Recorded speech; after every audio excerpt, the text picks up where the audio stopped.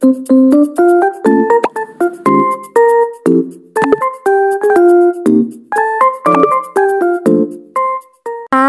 guys, selamat.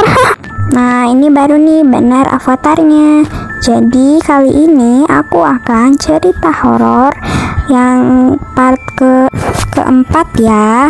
Jadi karena video kumpulan cerita horor sambil main Roblox sama cerita horor dari aku itu beda ya. Jadi langsung aja ke cerita yang pertama.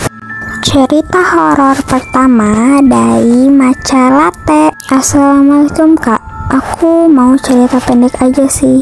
Halo, namaku Naila. Jadi baru-baru ini aku nginep di rumah kakek aku.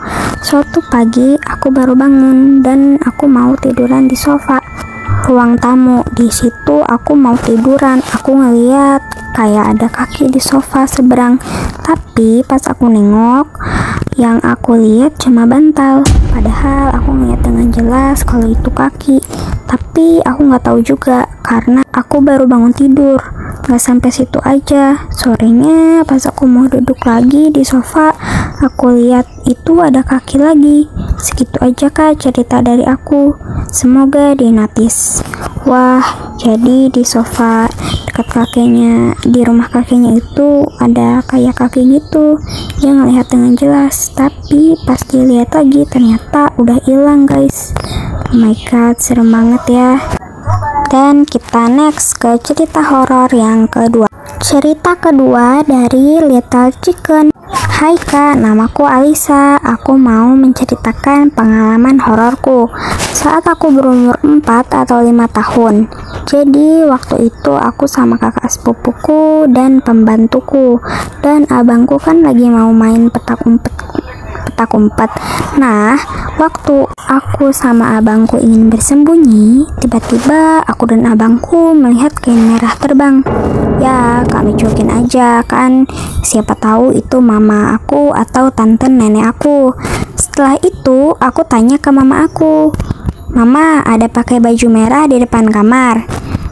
Dan aku udah tanya juga sama nenek dan tanteku. Tapi mereka menjawab, "Gak ada loh pakai baju merah."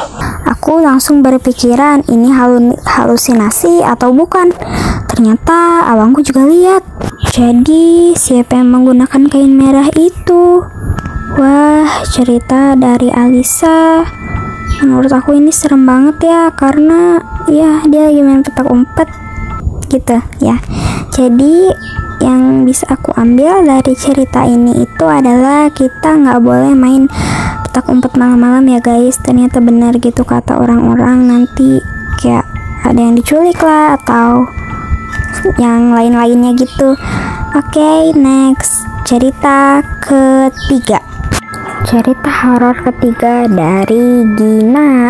Halo, mau cerita ya. Jadi dulu pas tahun 2019 sekitar jam setengah 10 malam, jam segitu aku udah ngantuk. Tapi kasur aku belum aku beresin. Jadinya aku mau beresin. Setelah beresin kasur, aku nyapunya sampai ke dapur gitu.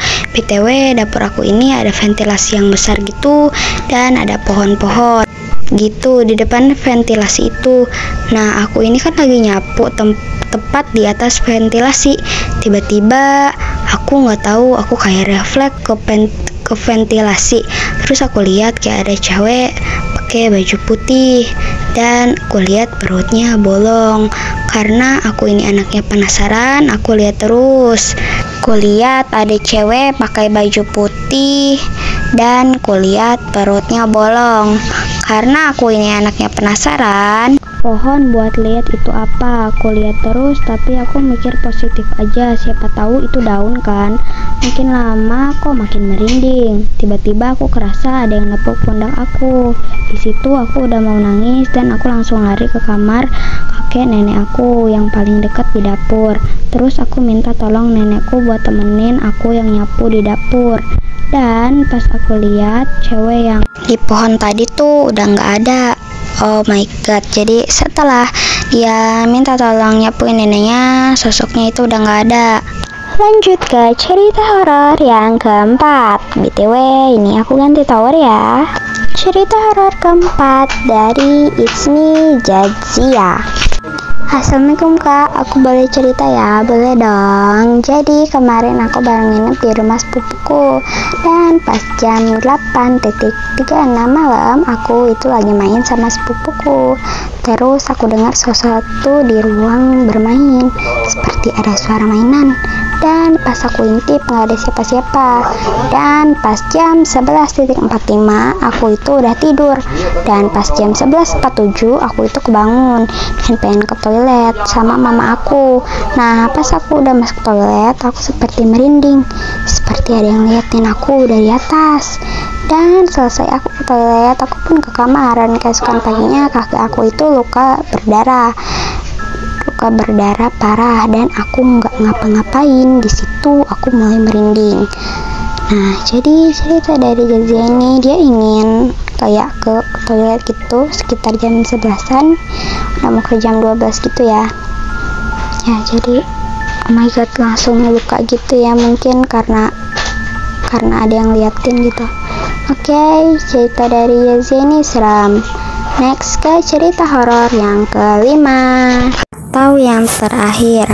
Cerita kelima dari Rina. Wah, kamu dari Malaysia. Salam ya dari Indonesia.